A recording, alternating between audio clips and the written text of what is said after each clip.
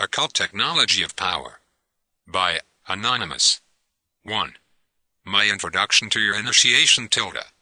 Man is a rope stretched between the animal and the Superman, a rope over an abyss. I teach you the Superman. Man is something to be surpassed. Friedrich Nietzsche. Self-reverence, self-knowledge, and self-control, these three alone led to sovereign power. Alfred Lord Tennyson. And nothing, not God, is greater to one than oneself as Walt Whitman. Do what thou wilt shall be the whole of the law. Aleister Crowley, The Book of the Law. My son, the time has arrived to make formal what you have confidently awaited for some years. Of all your brothers, sisters, and cousins, as well as the offspring of my close allies, I have chosen you to be heir to my empire. All the trust funds, foundations, and accounts through which my empire is controlled shall pass into your hands upon my retirement. All my alliances, understandings, and enmities, with my handful of peers around the globe shall gradually become yours. Over the next 20 years we shall collaborate closer and closer, you and I, until we finally act as one. For 10 years you have toured my empire in a succession of managerial assignments and are now familiar with the outward operations of my crucial banking, foundation, governmental, and think tank organizations. Until now, my advisors and I have deflected your questions as to how and if my diverse operations and holdings, which seem autonomous and even contradictory, are integrated into an organic whole to serve the dynasty's interests. The fact that you asked these questions, rejecting my carefully nurtured public image as an idle, coupon-clipping philanthropist, was a major factor in a high esteem in which I hold you. Most of your competitors found puppet leadership in any one of my organizations so awesome and gratifying that they immediately eliminated themselves from the contest for the top position which you have won. Such men of limited vision are necessary for my success. They bend unconsciously to the subtle pressures to which I expose them. They can be led in any direction I choose by simple-minded rationalizations aimed at their vanity without being privy to my motives, which would be short-lived secrets in their undisciplined and envious minds. Most important in your selection as my successor, however, was your psychological nature, which has been faithfully reported to me over the years by my associates, many of whom have advanced psychological training. A man in my position must have total mastery over his emotions. All actions affecting the power of the dynasty must be taken on the basis of coldly reasoned power calculations if the dynasty is to survive and prosper at the expense of its subjects and rivals.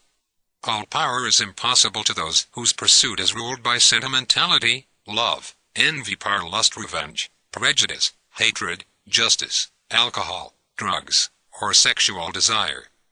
Sustained power is impossible to those who repress all their irrational longings into their subconscious only to have them return in compulsive, out-of-control behavior that inevitably leads to their ruin. Although often clothed in the rationalizations of power calculation, compulsive behavior is at root, the emotionalism of a frightened child, desperately projecting his inner agony into a reality he is afraid to understand, much less master. Although you now must begin to pursue it consciously, you have already displayed the alienation from your emotional nature that is so essential to achieving real worldly power. You must recognize your emotional nature as a primitive survival mechanism that was appropriate for the jungle and perhaps useful to common men, but useless for the tasks that confront us finance capitalists. Attachment to what you do, just because you do it, is the primary psychological characteristic of ordinary mortals. Such cognitive dissonance spells disaster for us. Our emotional mechanism makes our lives worth living, but is no guide to the occult arts of intrigue. So, continue to gratify your senses and emotions fully at your leisure. As long as the empire prospers, you will have the resources to indulge in systematic gratification, which will leave your irrational urges sated and, therefore, powerless. You will never be in the unenviable position of the middle-class dreamers who must, from lack of resources, repress their emotional natures if they are to attain any power whatever during their lives. Typically, they end up taking their pleasure from the victories and cruelties of their struggle.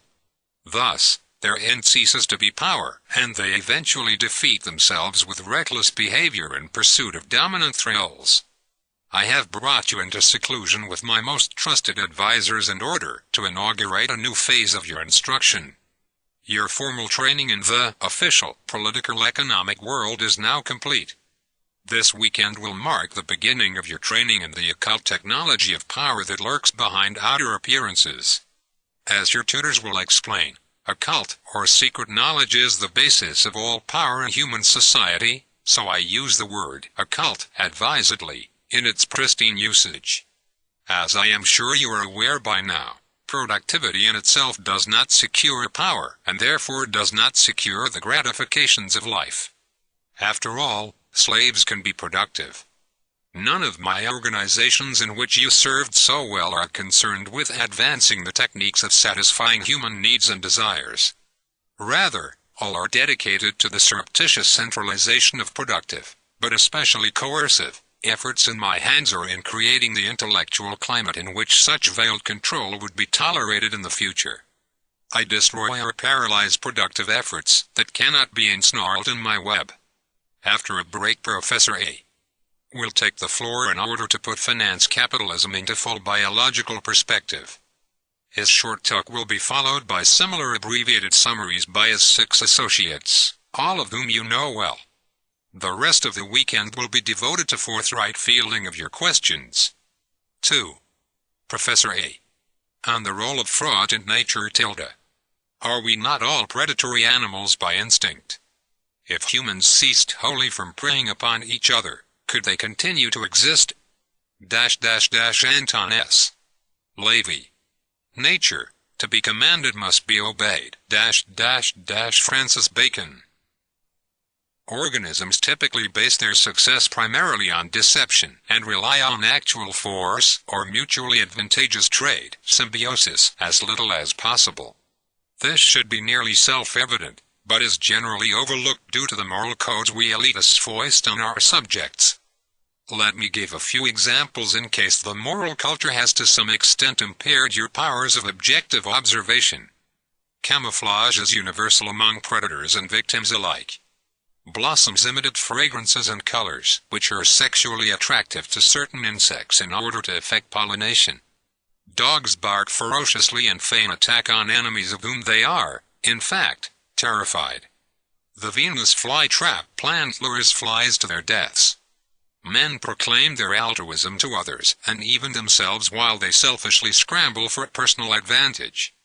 If you doubt that fraud is normal in nature, you should read Section 3 of the first chapter of Robert Ardrey's The Social Contract for a wealth of fascinating examples.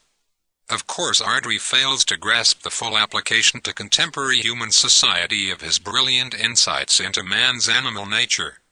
Human mental prowess and communicative powers have merely provided superb elaboration on nature's old theme of fraud and added its own distinctive feature, self-delusion.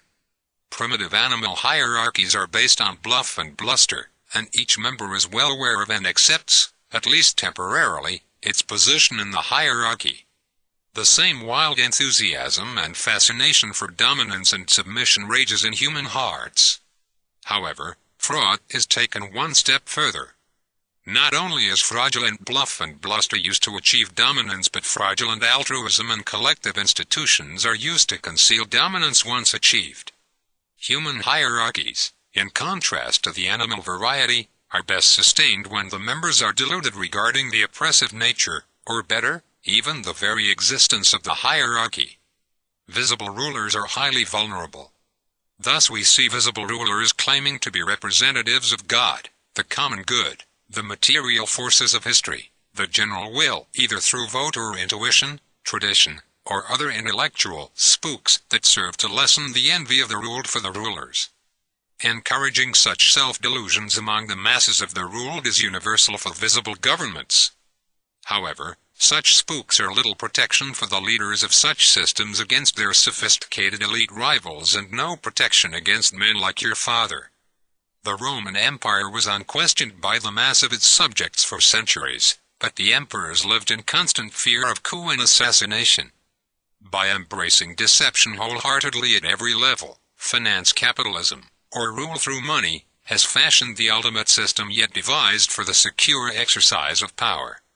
Men like your father, the hidden masters of finance capitalism, govern those who govern, produce, and think through invisible financial tentacles, the operations of which will be elucidated later by my colleagues. Dominance in all aspects of society is surreptitiously accomplished while the great majority of the ruled, and even most of the visible leaders, believe themselves to be fairly autonomous, if harried, members of a pluralistic society.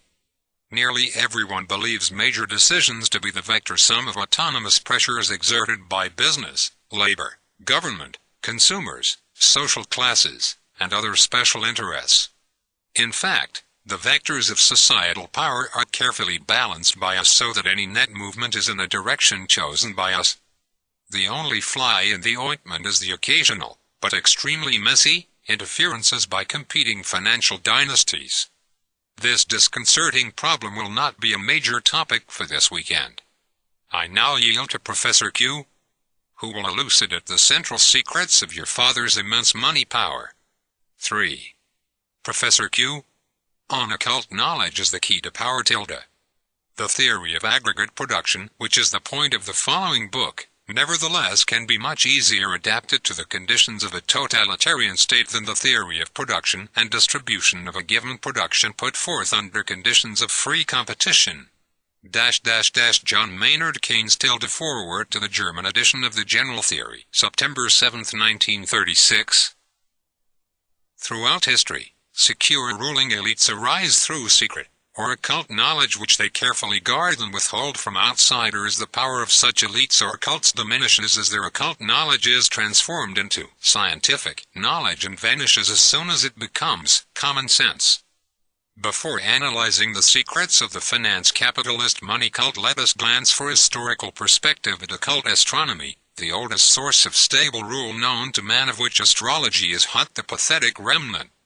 As soon as men abandoned the life of wandering, tribal hunters to till the soil, they needed to predict the seasons. Such knowledge was required in order to know when to plant, when to expect floods in fertile valleys, when to expect rainy seasons, and so on. Months of back-breaking work were wasted by the unavailability of the calendar, a convenience we take for granted. The men who first studied and grasped the regularities of sun, moon, and stars that presage the seasons had a valuable commodity to sell, and they milked it to the fullest at the expense of their credulous fellowmen. The occult priesthoods of early astronomers and mathematicians, such as the designers of Stonehenge, convinced their subjects that they alone had contact with the gods, and thus, they alone could assure the return of planting seasons in weather favorable to bountiful harvests. The staging, predicting, of solar and lunar eclipses was particularly effective in awing the community. The general success resulting from following the priesthood's tilling, planting, nurturing, and harvesting timetables ensured the priesthood's power. Today's Christmas holiday season continues the tradition set by ancient priesthoods, who conducted rituals on the winter solstice to reverse the retreat of the sun from the sky. Their invariable success was followed by wild celebrations.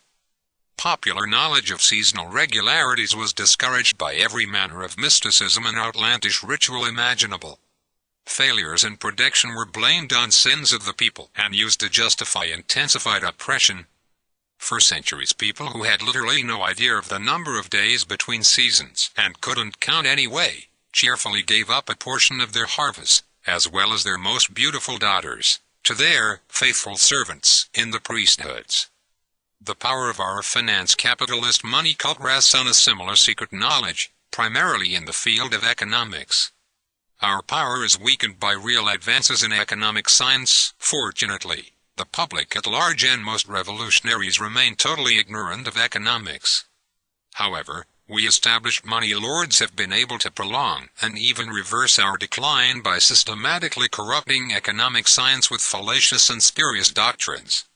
Through our power in the universities, publishing, and mass media, we have been able to reward the sincere, professorial cranks whose spurious doctrines happen to rationalize in terms of common good the government-supported institutions, laws, and economic measures upon which our money powers depend.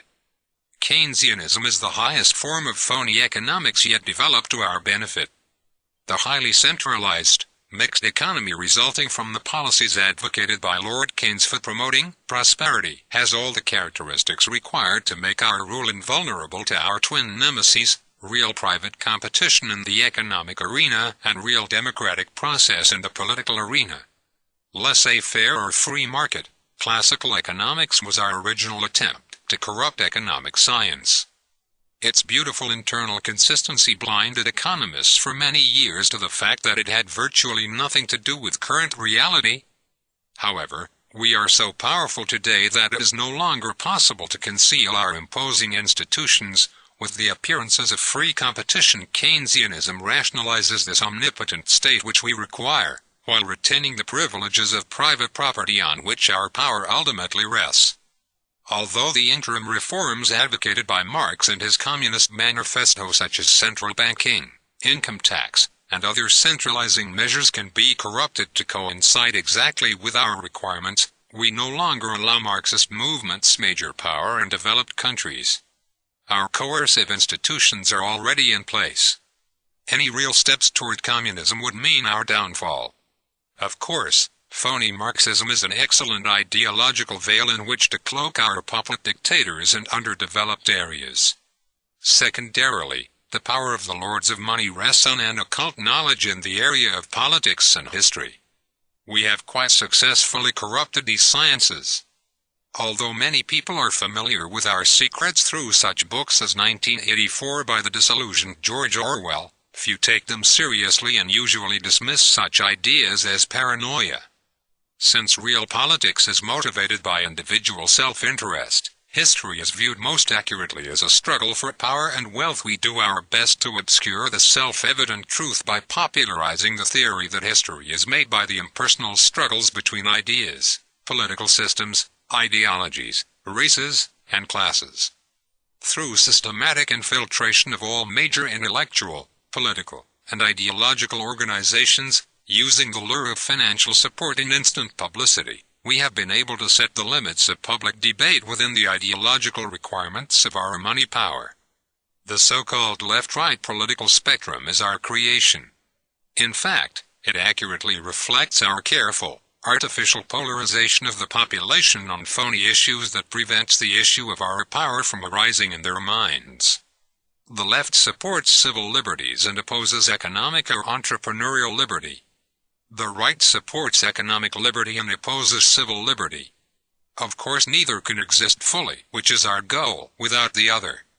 We control the right-left conflict such that both forms of liberty are suppressed to the degree we require. Our own liberty rests not on legal or moral rights, but on our control of the government bureaucracy and courts, which apply the complex, subjective regulations we dupe the public into supporting for our benefit. Innumerable meaningless conflicts to divert the attention of the public from our operations find fertile ground in the bitter hatreds of the right/left imbroglio. Right and left are irreconcilable on racial policy, treatment of criminals, law enforcement, pornography, foreign policy, women's lib, and censorship, to name just a few issues. Although censorship in the name of fairness has been useful in broadcasting and may yet be required in journalism, we generally do not take sides in these issues. Instead, we attempt to prolong the conflicts by supporting both sides as required. War, of course, is the ultimate diversionary conflict in the health of our system. War provides the perfect cover of emergency and crisis behind which we consolidate our power. Since nuclear war presents dangers even to us, more and more we have resorted to economic crisis, energy shortages, ecological hysteria, and managed political drama to fill the gap.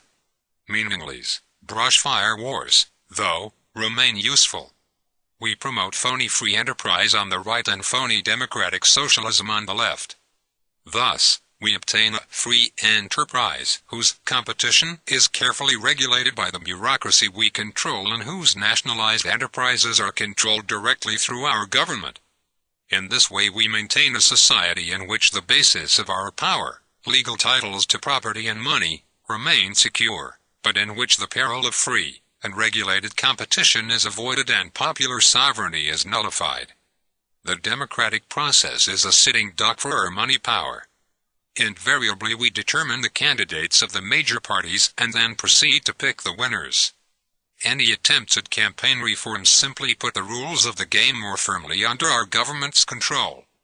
Totalitarianism of the fascist of communist varieties is no danger to us as long as bastions of private property remain to serve as our basis of operation.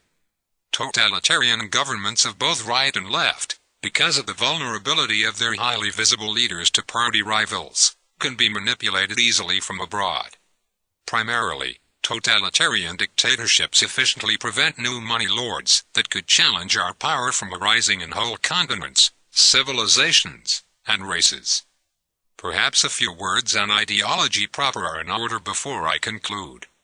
The only valid ideology, of course, is rational egoism, that is, the maximization of the individual's gratification by whatever means prove practical. This requires power over nature, especially, when possible, power over other humans who are the most versatile and valuable tools of all. Fortunately, we do not have a society of egoists. Money lords would be impossible in such a society as the mental spooks and rationalizations by which we characteristically manipulate and deceive would be a laughingstock under such circumstances. A policy of live and let live or true laissez-faire anarchy might be the only alternative. Certainly a hierarchical order would be difficult to maintain by force alone. However, in the current era, while minds are yet in the thrall of altruistic collectivistic and divine moralistic spooks, the egoist's rational course is to utilize such spooks to control others.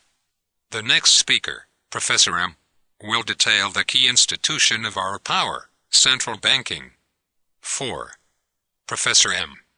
On the economics of central banking a bank can take the depositor's goods, the goods that it holds for safekeeping, and lend them out to people on the market. It can earn interest on these loans, and as long as only a small percentage of depositors ask to redeem their certificates at any one time, no one is the wiser. Or, alternatively, it can issue pseudo-warehouse receipts for goods that are not there and lend these on the market. This is the more subtle practice. The pseudo-receipts will be exchanged on the same basis as the true receipts, since there is no indication on their face whether they are legitimate or not. It should be clear that this practice is outright fraud. Marie Rothbard, Men, Economy, and State. The bold effort the present bank has made to control the government, the distress it has wantonly produced, are but premonitions of the fate that awaits the American people should they be deluded into a perpetuation of this institution, the Bank of the United States, or the establishment of another like it. Andrew Jackson, December 2, 1834. As you have a doctorate degree in economics from a great university, I will touch as lightly as my verbosity allows on facts accepted by economic science and proceed to occult aspects of central banking. Since the division of labor is the key to all human achievement and satisfaction, a system of exchange is crucial. Barter is hopelessly complicated. A command economy, in which each doesn't receives what he's told, is also hopelessly cumbersome and fails to take advantage of individual initiative, ability, and concrete knowledge. A medium of exchange, money, is the obvious solution. Even our highly centralized economies on the socialist model now enthusiastically embrace money as an indispensable simplifying tool in their economic planning. When left to themselves, people of a given geographical area settled upon a durable luxury commodity, usually gold or silver, to use as money. Because money is a store of value as well as a medium of exchange, people saved part of their gold income rather than spending it all. This gold was often stored in the vaults of a local goldsmith, the precursor of the modern banker, for safekeeping. The depositor received a receipt that entitled him to an equal quantity and quality of gold on demand from the goldsmith. At some point the goldsmith realized that there was no reason he could not loan out some of the gold for interest as long as he kept gold on hand sufficient to meet the fairly predictable withdrawal rate. After all, he simply promised to pay on demand, not bold the gold as such. Better yet, he could simply issue more receipts for gold than be bad gold in the receipts, renamed notes, could circulate freely among the populace as money. However, he soon found that there was a definite limit set on this process by reality. Not all the extra notes issued circulated forever among the public. The rate of note redemption began to increase rapidly as the receipts passed into the hands of people unfamiliar with his reputation, and especially when competitive goldsmiths, always eager for more gold reserves, came into possession of his notes. To prevent a disastrous run on his gold reserves, note issuance had to be kept within bounds. But the spending power of overissuance was a grave temptation. Especially relished was the power over governments, industry, and merchants that the miraculous loan power of the goldsmith could obtain. Many succumbed to temptation, overextended themselves and brought ruin to their depositors, while others slowly became wealthy bankers by pursuing conservative loan policies. At this point, according to economic science, central banks are instituted to protect the public from periodic financial catastrophe at the hands of unscrupulous fractional reserve bankers. Nothing could be further from the truth. Central banks are established to remove the limitation on overissuance that reality places on competitive banking systems. As early as ancient Babylon and India, central banking, the art of monopolizing the issuance of money, had been developed into a perfect method for looting the general public. Even today many bankers copy the traditions of the earlier exploited priesthoods and design their banks to resemble temples. Defenses of central banking are simply part of the deception that lies at the heart of all power elites. Let us look at the way a new central bank is created where none has existed previously. We bankers approach the prince or ruling assembly, both of whom always want more money to fight wars or to curry favor with the people and, typically, are ignorant of economics, with a compelling proposal: grant our bank a national charter to regulate private banking and to issue legal tender notes. That is, force our notes to be accepted as payment for all debts, public and private. In exchange we will provide the government all the notes it prudently requires at interest rates easily payable with existing taxes. The increased government purchasing power thus created will simultaneously assure the power and prestige of the currently precarious nation and stimulate the sluggish, credit-starved economy to new heights of prosperity. Most important, the violent banking panics and credit collapses caused by unscrupulous private bankers will be replaced by our even-handed, beneficent and scientific management of money and banking. Our public-spirited expertise will be at the disposal of the state while we remain independent enough of momentary political pressures to assure sound management. For a while this system seems to work remarkably well with full employment for everyone. The government and public does not notice that we issuers of the new notes are using the notes we create out of thin air to surreptitiously build economic empires at the expense of established interests. Because of the legal tender laws, few of the new notes issued by the central bank are returned for redemption in gold. In fact, private banks and even a few foreign banks may begin to use the central bank's notes as reserves for further issuance of credit. Soon enough, though, prices begin to rise as the added notes increase demand relative to the quantity of goods and services. As the value of their savings decline, more and more foreigners in particular begin to question the value of the central bank's notes and start to demand redemption in gold. We, of course, do not take responsibility for the rampant inflation when it comes. We blame inflation on evil speculators who drive up prices for personal gain, as well as the greed of organized labor and business who are promptly made subject to wage and price controls. Even the consumer can be made to feel guilty for agreeing to pay the high prices. Mistaking symptoms for causes, the government accepts the banker's analysis of the problem and continues to give the bank free rein in monetary policy. By slowing the rate of note issuance periodically, the ultimate crisis stage is postponed until many decades after the original central bank charter was granted. Before the rapidly dwindling gold reserves on which faith in our bank depends is exhausted, we abruptly contract our loan volume to private industry and government as well.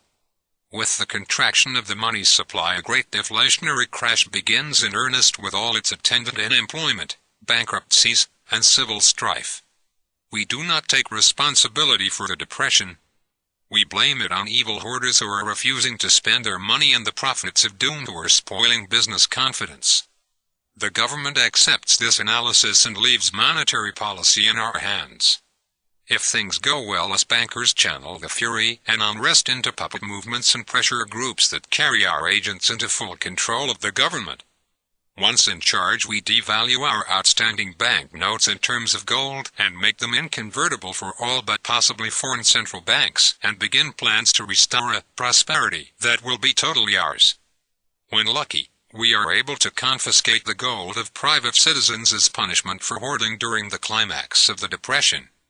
Once the old order is subdued during the chaos of the crash and desperation of the Depression, the field is open for our full finance capitalist system to be realized. If the money lords behind the central bank can avoid lapsing into political and economic competition among themselves, a new and lasting order can be established. A wartime for this period of consolidation provides the perfect excuse for the regimentation required to crush all opposition. Professor B., a former chairman of a central bank, will explain the functioning of the central bank in the typical, fully developed finance capitalist system. 5. Professor B. On the function of the central bank in the mature finance capitalist system. We are undone, my dear sir, if legislation is still permitted which makes our money, much or little, and real or imaginary, as the moneyed interest shall choose to make it. Thomas Jefferson. From now on, depressions will be scientifically created.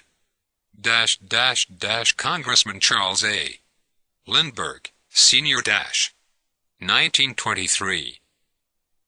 In its pristine form, a central bank is a private monopoly of a nation's money and credit issuance supported by the coercive power of the state. That the central bank be directly in our hands is vital until our new order is firmly established throughout the governmental, business, intellectual and political spheres of society. After our order is consolidated, formal nationalization of the central bank with great fanfare is usually advisable in order to dispel any lingering suspicion that it is operated for private gain. Of course, only loyal agents of the dynasty are allowed to obtain high offices in the bank and our power remains intact. Obvious private monopolies are always the targets of sharp reformist agitators. Only the most paranoid, however, can see through the public facade to the private monopoly of the nationalized or quasi-nationalized central bank. The central bank is the primary monopoly on which all our monopoly power depends. The occult power of the central bank to create money out of nothing is the fountainhead that fuels our far-flung financial and political empire. I will make a quick survey of a few of the ways this secret money power is brought to bear. Basically, the power of our central bank flows from its control over the points of entry into the economy of new, inflationary money which it creates out of thin air.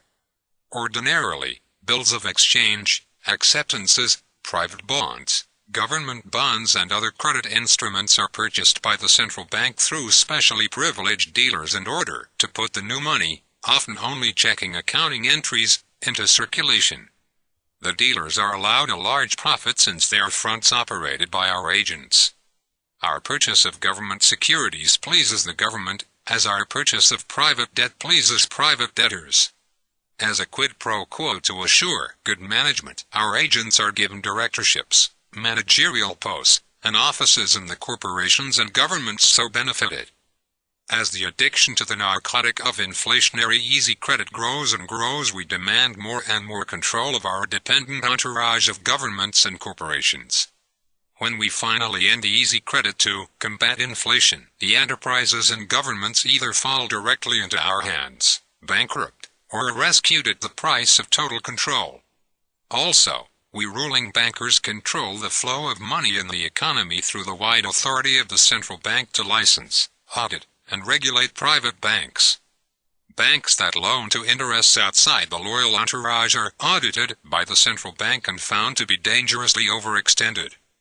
Just a hint of insolvency from the respected central bank authorities is enough to cause a run on the disobedient bank, or at least dry up its vital lines of credit.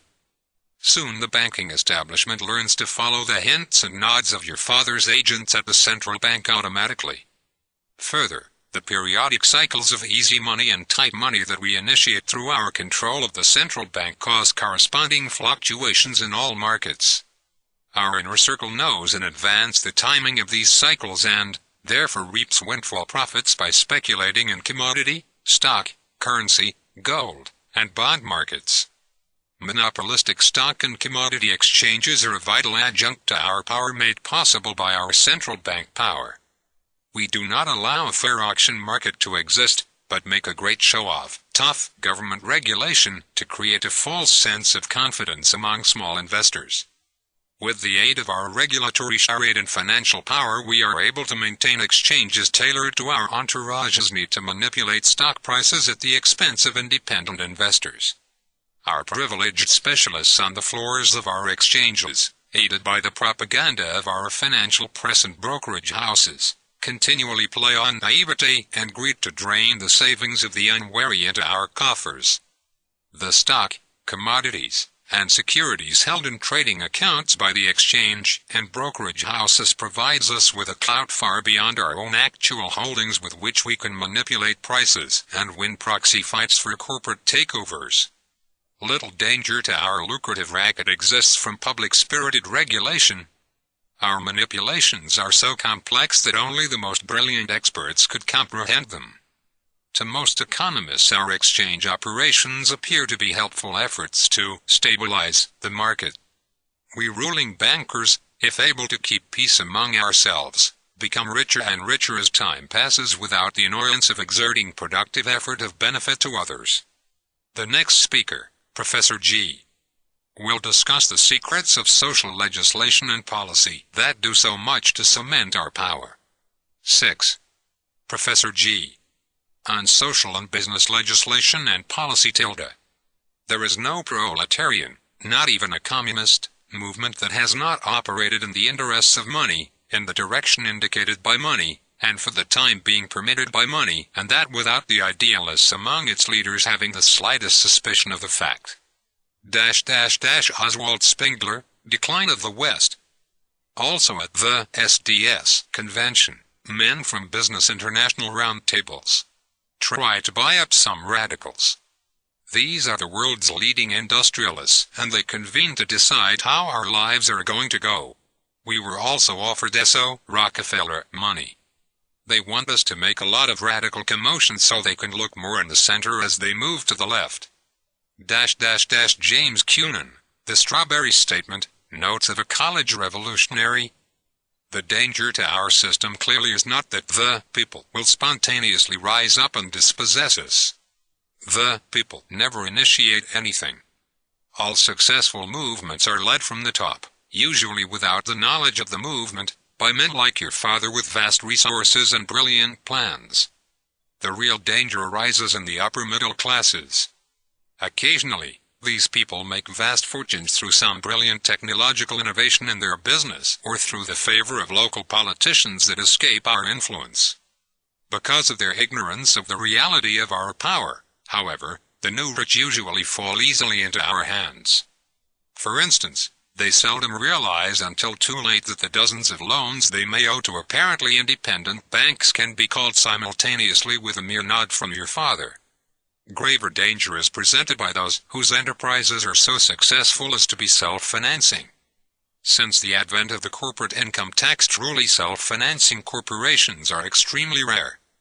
Most disquieting is when these upstarts acquire the covert or open support and advice of your father's major international antagonists. This is particularly dangerous in countries with long democratic traditions, where it is difficult to make our arbitrary rulings stick. The best solution is to enact comprehensive taxes and business regulations in the name of the common good. Such measures reduce the incidence of significant upstart competition to manageable levels. This policy, of course, strangles innovation and productivity. Reduction of the GNPS in countries under your father's control would be acceptable in the interests of secure power under the pretext of conservation, ecology, or no growth stability, except that if carried too far your father's clout vis-a-vis international rivals would be impaired.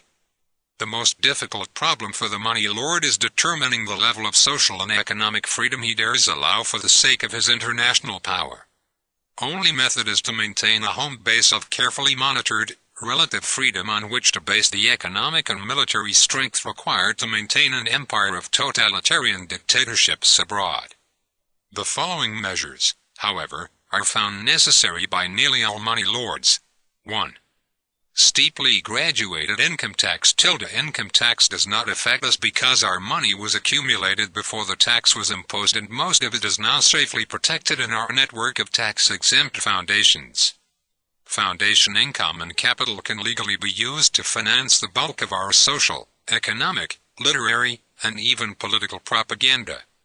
In a pinch, it is easily diverted to illegal uses. Expensive studies required by our profitable economic operations can be legitimately financed through foundations. To the middle classes, however, income tax makes life into an endless treadmill. Even the most productive find themselves unable to accumulate significant capital. They are forced into the clutches of our central bank entourage for injections of the inflationary credit which we are privileged to create out of nothing.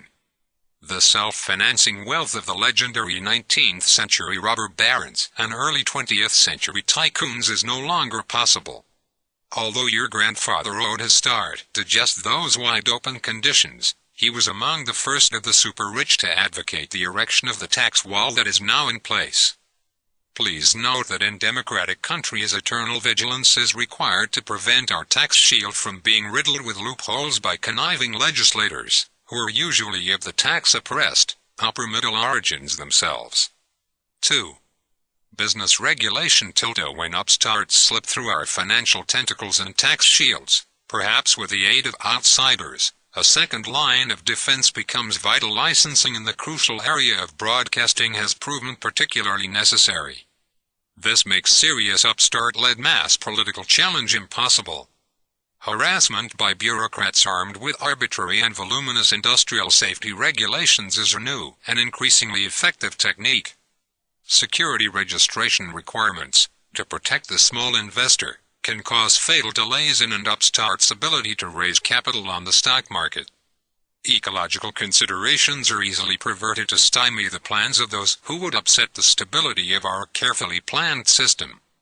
Antitrust law, however, is our ultimate weapon. The handy doctrine of pure and perfect competition which we have fostered in our universities is ideally suited to convict any successful competitor, at our discretion. If the competitor charges a lower price than ours, he is accused of unfair competition aimed at driving us from the field to impair future competition. If he asks the same price as we, he is open to the charge of collusion. If he charges more than us, he is obviously exploiting his monopoly power at the expense of the consumer.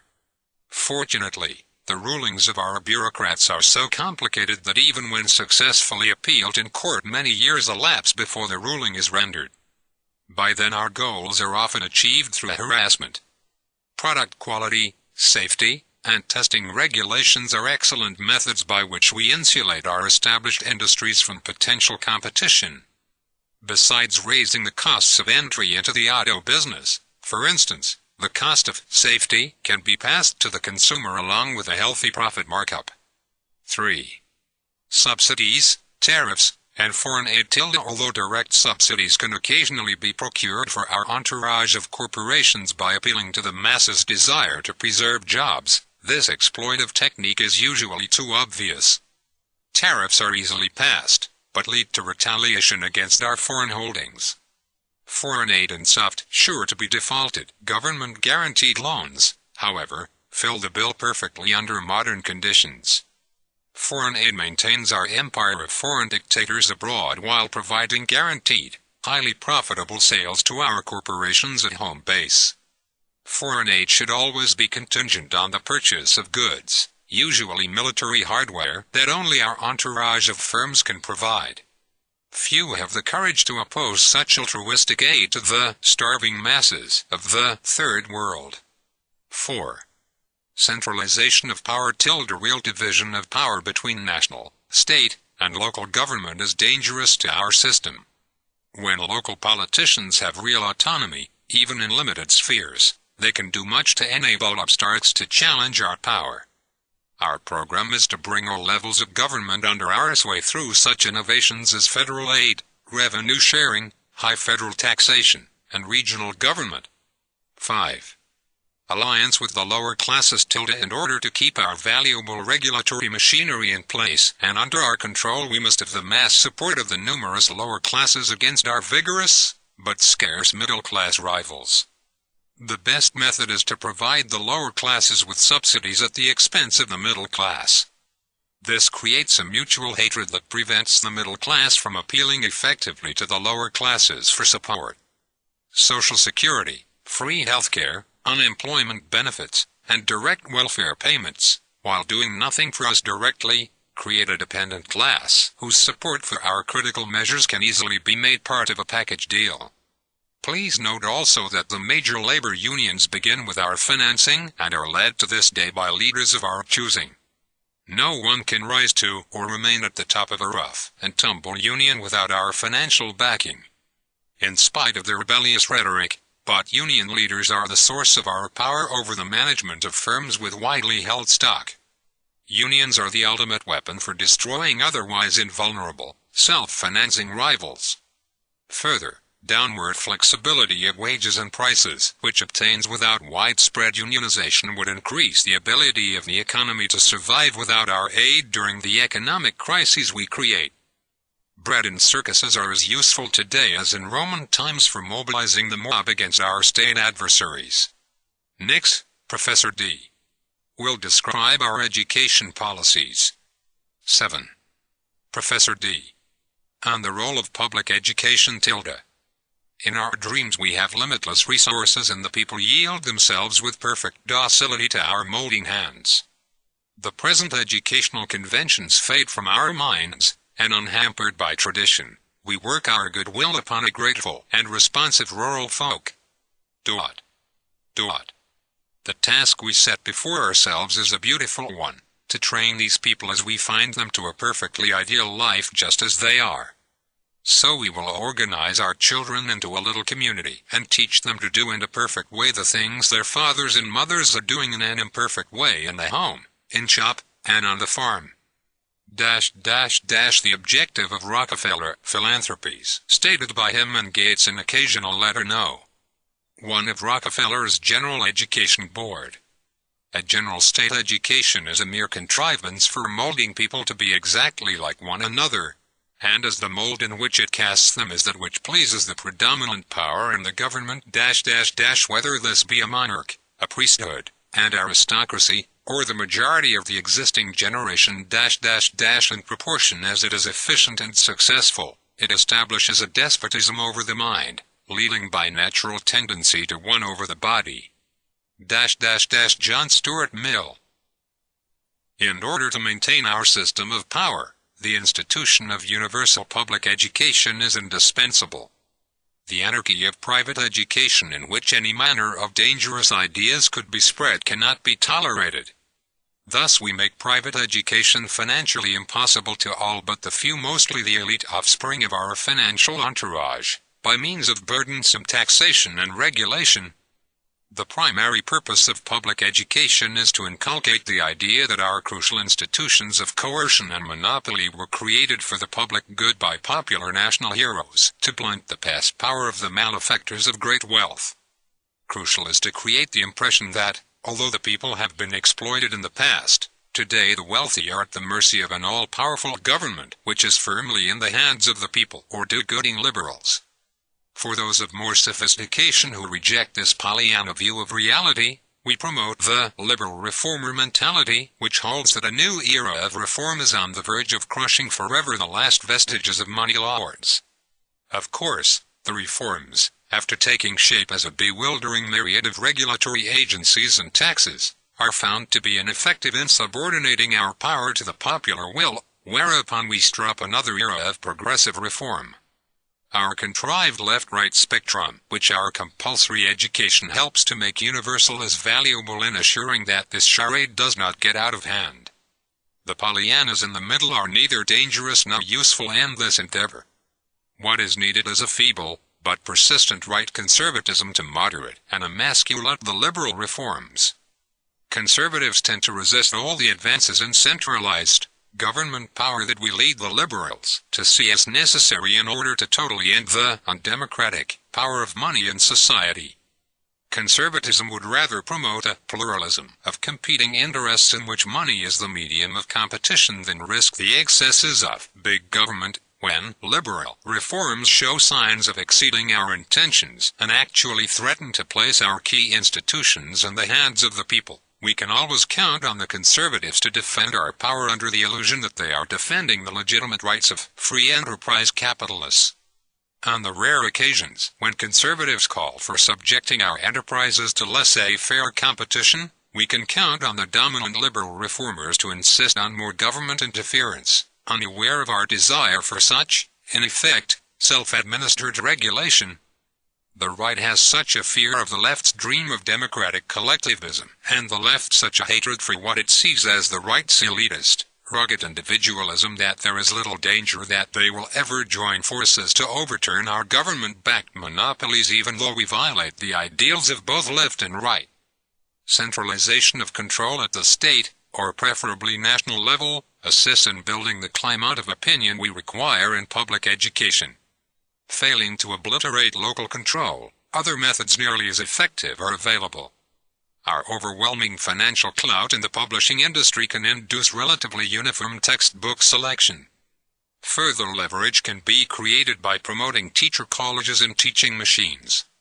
National teachers' associations and unions are also an excellent power base from which to foster our programs of indoctrination.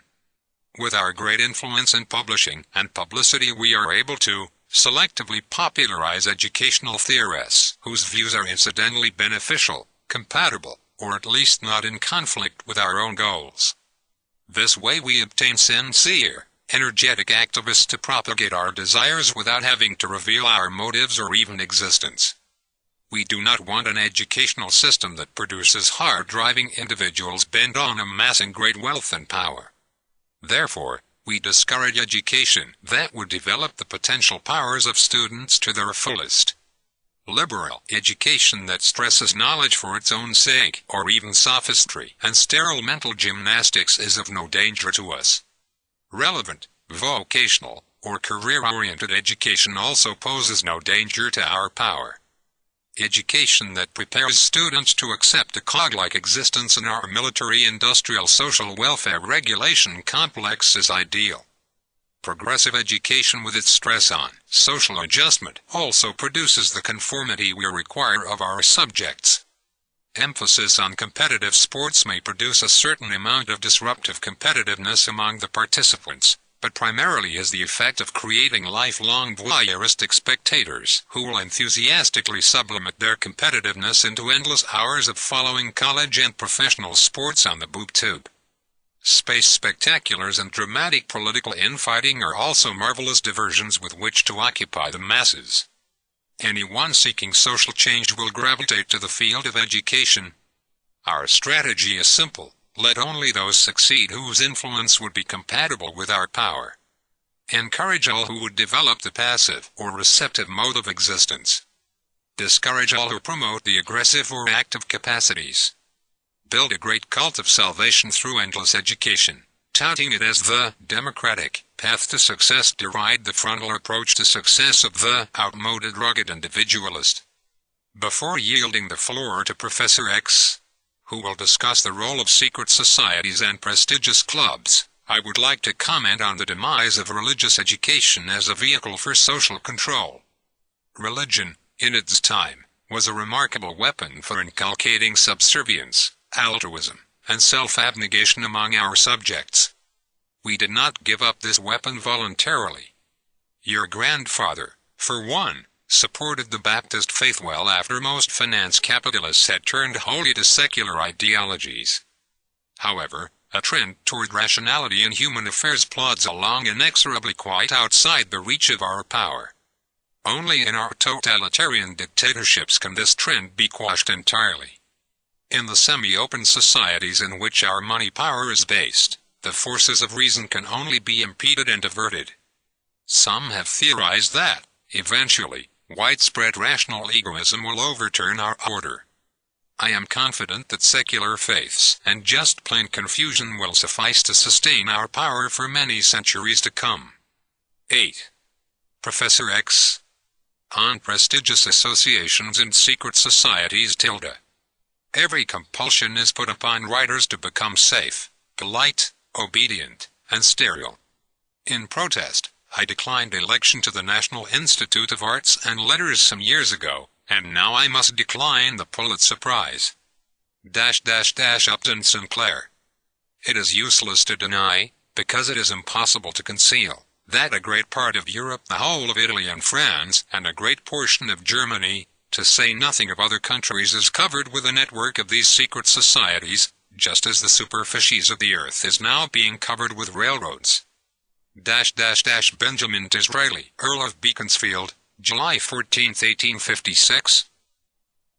In preserving and protecting our grasp on nations, we must exert veiled control of all major opinion-molding associations, and especially prestigious clubs which attract the leaders in various fields, and do so much to influence the dispensing of commanding positions in government and business. Associations of the leading scholars, businessmen, writers, religionists, artists, bureaucrats, newsmen, ideologists, publishers, broadcasters, and professional men, as well as special interest groups representing laborers, farmers, consumers, racial minorities, and so on, must be subtly kept under the broad limits of our sway. Since membership dues and fees are never sufficient to support their ambitious activities, voluntary, non-profit organizations are easy prey for the nearly unlimited financial resources of our entourage. However, our real motive, to further our political and economic power, must not be revealed in the process. Our policies must be laboriously rationalized in terms compatible with prevalent ideologies and moralities, or the material advantage of the groups involved. Leaders of such groups are remarkably quick to accept our rationalizations when financial support is extended. We engage in outright bribery only as a last resort, and then only in extreme cases. Our long-range interests are better served by temporarily postponing a policy victory than by risking exposure of our power by attempting outright bribery. In fact, clumsy bribery and intimidation attempts are characteristic of our foolish nouveau riche opponents. As an example, if we decide that federal rather than state chartering or licensing of corporations would further our control over the economy, we would not simply order politicians and opinion leaders to support our desires. Corporations not relishing central control would be suspicious that something was afoot and might expose our plot. Our strategy would be as follows. 1. Sacrifice one of our less competent management teams in a well-publicized corporate scandal in order to focus attention on the widespread problem of corporate corruption under current, lax regulations. 2. Through well-funded agents, thrust into the publicity spotlight intellectuals or groups who already support federal licensing as a piecemeal step towards socialism. One can find pre-existing supporters for nearly any measure with sufficient effort. 3. After the issue is before the public, offer to support through foundations the objective study of the federal licensing proposals being discussed with an eye toward proposing legislation. Often, simultaneous support for studies by disreputable, irrational groups who will oppose the proposal is useful as well. Provide no platform for well-reasoned opposition. 4. When a groundswell of support appears to be building, provide the interested lobbying organizations with plenty of funds to grease the palms of politicians. The enactment of the federal licensing law thus appears as the will of society. Last-ditch opposition automatically appears mean-spirited, obstructionist, reactionary, and paranoid, serving only to discredit our opposition. In our fully developed system of finance capitalist thought control and promotion control, our hierarchy of prestigious associations is capped by a single prestige society, the Council of World Affairs. This organization is a front for the secret society of which your father is head. This secret society is made up of the people who have spoken, plus 6 others not present. You are replacing Professor Q, who is to retire shortly. Eventually you will replace your father. We 13 are your father's advisors and only confidants. All other agents are misled as to the bulk of our objectives and motives. Their knowledge is restricted to the details required by their assignments. The penalty for disloyalty is death. The Council is invaluable for propagating our policy decisions to our entourage without revealing our motives and strategy. In many instances, policy can be successfully sold to our entourage and thus transmitted to the multitudes by merely airing it along with appropriate rationalizations in a single awe-inspiring session of the Council. The informal power of the Council is such that our policy manipulations are usually attainable without the clumsy exercises in brute power that invariably snag the independent power seekers. The Council is at the heart of what is called the establishment, and we are at the heart of the Council. At the Council's inception, we worked hard to attract the successful of all fields with all the prestige that our money power could buy. We had to work hard convincing the independent, self-made Council members to move in harmony with our policy objectives. We had many failures. Now everything has changed. Membership is no longer a reward for success as much as it is a prerequisite for major success. Without Council membership, only the most outstanding can achieve national prominence. With membership, glaring mediocrities, with the right attitudes, achieve prominence. In fact, mediocrities are much more adapted to propagating our policy rationalizations and less likely to detect and oppose our ulterior motives. A power-lusting mediocrity is not likely to judge his benefactors too harshly or inquire diligently into the nature of the power structure that brought him what he fears was undeserved success. The vanity of even idealistic, committed humanitarians militates against such a course. The Council is now a giant employment agency of loyalists ready to parrot our public line from the commanding posts of government, foundations, broadcasting, industry, banking, and publishing. Although Council members are encouraged to take sides and bicker over the diversionary issues we create to entertain and enfeeble the populace, their solidarity in defending our power structure, root and branch, when pressed is a sight to behold. And to think that most see themselves as righteous defenders of the public good while they dismiss whispered rumors of our power structure as cookie paranoia. Classical secret societies with elaborate circles within circles no longer play a major role in finance capitalist power structures. Most white membership secret societies have degenerated into middle-class excuses for escaping the wife and kids once a month for the company of men. But secret societies were a major weapon of our bourgeoisie forbearers in their struggle with the old feudal order of kings and princes. Under authoritarian despotism of the old style, the secret society was the only place a free-thinking man could express himself. Through threats of exposure, loyalty oaths, patronage, deception, and rewards we bound such malcontents into a fierce force for our revolution.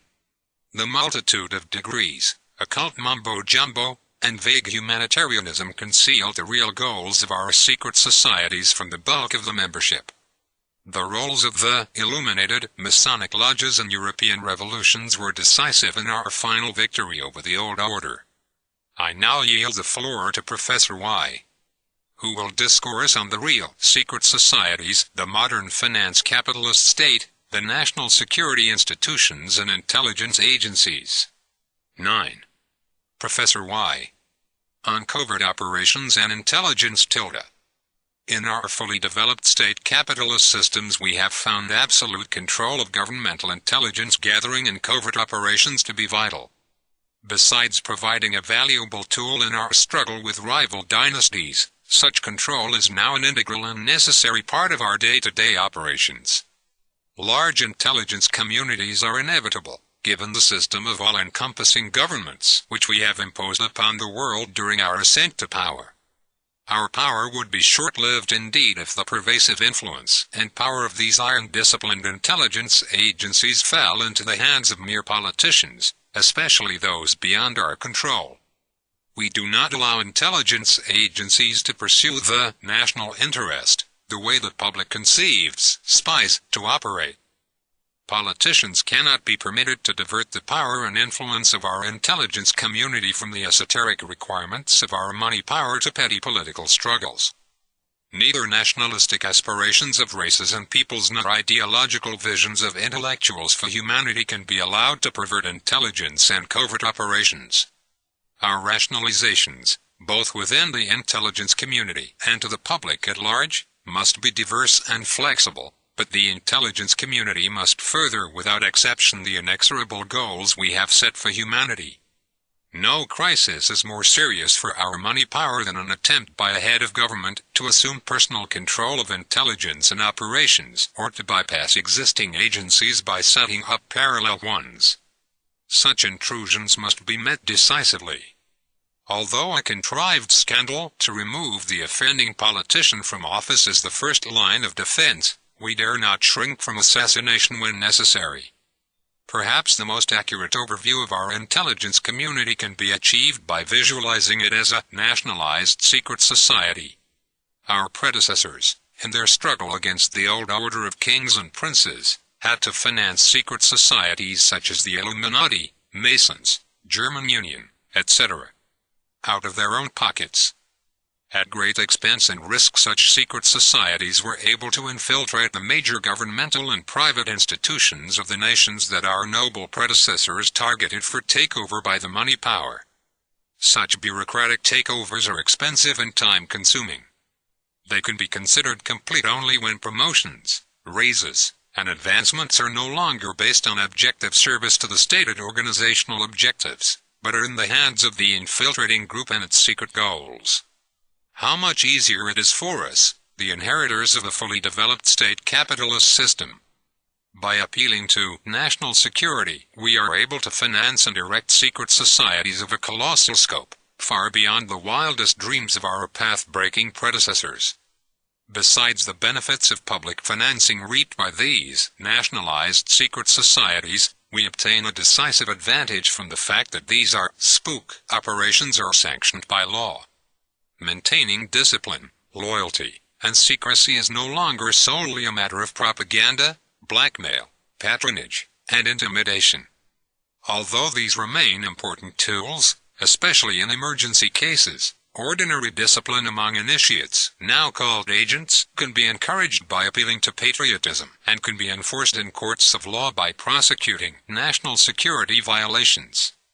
As massive as our intelligence community has become in itself, we still operate strictly on the finance capitalist principle of leverage. Just as a rational finance capitalist never owns more stock in a corporation than the bare minimum required for control, intelligence operatives are placed only in as many key positions as are required to control the target organizations. Our goal, after all, is agent control of all significant organizations, not intelligence community membership for the entire population. The organizational pattern of baffling circles within circles, characteristic of classical secret societies, is retained and refined by our intelligence community. That one hand not know what the other is doing is essential to the success of our operations. In most cases, we do not allow the operatives themselves to know the ultimate, and when possible, even the short-range objectives of their assignments. They operate under covers that disguise our goals not only from the public and target groups, but from the agents themselves. For instance, many agents operating under left cover are led to believe that the agency, or at least their department, is secretly, but sincerely motivated by socialistic ideology.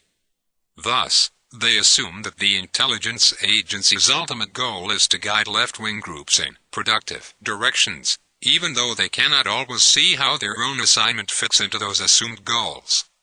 Other left-cover agents, those with right-wing predilections, are encouraged to believe the agency is simply monitoring violence-prone, subversive groups in order to protect the public.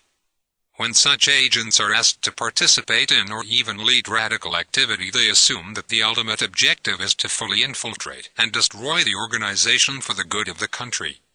This is very seldom the case. We waste little or no money protecting the public or defending the nation. Agents operating under right cover are handled in symmetrical fashion. Agents with right-wing prejudices are encouraged to believe the agency is right-wing. Left-prejudiced agents are asked to operate under right cover in order to monitor dangerous rightist organizations. Most intelligence agents remain blithely ignorant of the big picture, which is so clear to us from our spectacular vantage point. Very few have enough information or intelligence to reason out how their specific and sometimes baffling assignments promote the legislative, judicial, operational, and propaganda needs of our money power. Most would never try. They are paid too much to think about such things. Agents with a gangster cover are of two types. First, there is the sincere gangster that draws his salary from an intelligence agency. He is led to believe that the gangland godfathers control the government agency for their own purposes. Actually, the situation is the opposite. The agency controls the gangster for other purposes. Second, is the sincere crime fighter who is led to believe that the agency is attempting to infiltrate and monitor the gangsters as a preliminary step to destroying organized crime. Such upstanding agents commit many crimes in their zeal to rid the country of organized crime. To envision how we operate in this lucrative field, let's briefly look at the mechanics of dope smuggling. Police and customs officials are told to leave certain gangsters alone, even when transporting suspicious cargoes. This is made to seem perfectly proper since it is well known that secret police infiltrators of organized crime must participate in crimes in order to gain the confidence of gangsters. What customs agent would want to upset a carefully laid plan to set up the underworld kingpins of dope pushing? But the agent, as well as the police who cooperate, are mistaken in believing that the purpose of the assignment to help smuggle dope is ultimately to smash organized crime. If he could see the big picture, as we can, the agent would see that practically all our dope is smuggled by federal intelligence agents and secret police. However, could such a volume be transported safely? Real harassment and prosecution is reserved for those who enter the field without our approval. Here is our organized crime strategy. On the one hand, we pass laws to ensure that mankind's favorite pastimes, vices, are illegal. On the other hand, we cater to these vices at a huge monopoly profit with complete immunity from prosecution. A new and growing methodology of our intelligence community is psychologically and drug-controlled agents. Properly, these are referred to as behavior-modified agents, or, in the vernacular, zombies.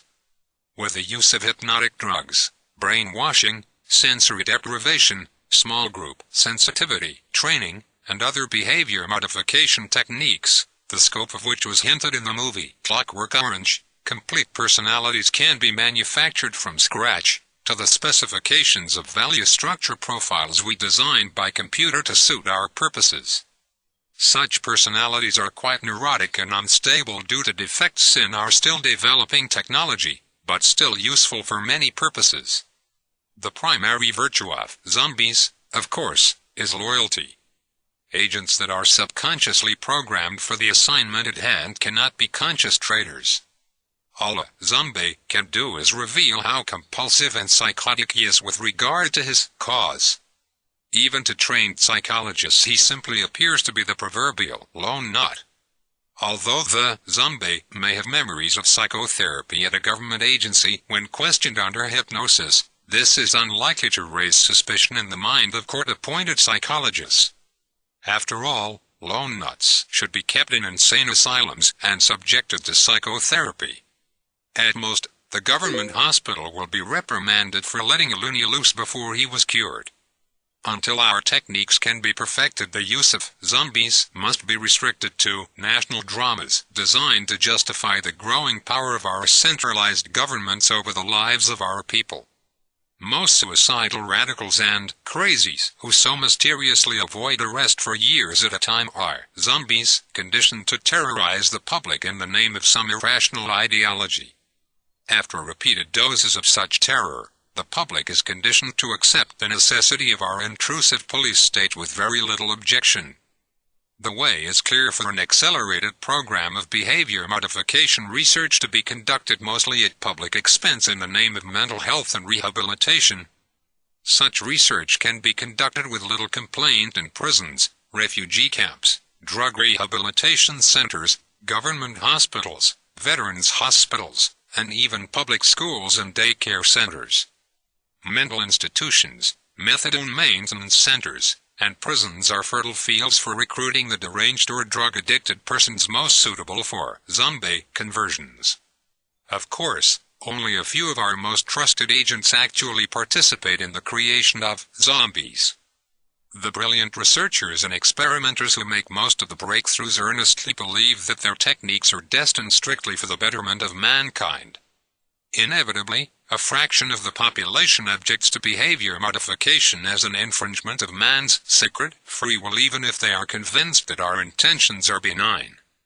We carefully leak a few scandals to satisfy such persons that our experiments are being kept within bounds and that excesses are being stopped. Our artificial scandals exposing the excesses of coercive psychology are carefully designed to make the researchers seem incompetent and clumsy to the point of maiming and killing their patients. This effectively conceals the fantastic strides we have made toward total behavioral control. Great things are going to be possible in the future. I now return the floor to your father for his concluding remarks. 10. My closing remarks. My son, you surely have many questions about my strategy in the seemingly momentous economic and political crises that are shaking national and international affairs. You and I will begin handling them in detail shortly. For tonight, let me be brief. Most of the current national upheavals are stage-managed to consolidate our monopoly position in government and business against the continual nuisance of economically competent, but politically naive competitors. Likewise, most international crises are managed to exert pressure on our obstreperous, reluctant puppet dictators in underdeveloped areas. These events are fairly easy to manage. I expect to place such management in your hands as soon as possible. The real challenge lies in dealing with my international peers. These are the real crises, since they are crises of my power structure, not just of my subject populations and puppets. In the vast chess game with my peers there are no rules and no proven tactics. Mutual vulnerability, alone, limits the conflict.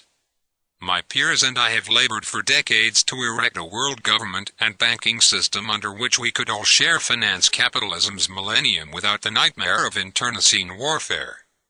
With the advent of nuclear war, a new world order seemed particularly desirable. I say ostensibly we have labored for a world government because none of us are sure the others will ever voluntarily surrender sovereignty to the group. The schedule set after the last World War has not been met. So far, the world government idea has served mainly to enthuse collectivist intellectuals, and secondarily to village finance capitalists' maneuvers for supremacy from the rest. The future course of finance capitalism is difficult to predict. Our empires are too fragile to risk all-out battles for supremacy among ourselves. Our power would dissipate the second-echelon wealthy during the struggle. Yet we continue to chip away at rival empires on the premise that offense is the best defense. On the other hand, purely political leaders are helpless before money power. When Caesars arise, they are of our making. Perhaps our system will simply remain much as it is, secure on the national level and disturbingly pluralistic at the international level, until reason and egoism have developed among our populations to such an extent that our occult technology of money power becomes obvious to all who think and must yield to either anarchy or a more advanced form of deception. 11. Afterword by the transcriber . The names of some of these banking families are familiar to all of us and should be more so. They include Baring, Lazard, Erlanger, Warburg, Schroeder, Seligman, the Spears, Mirabat, Mallet, Fold, and above all Rothschild and Morgan. Dr.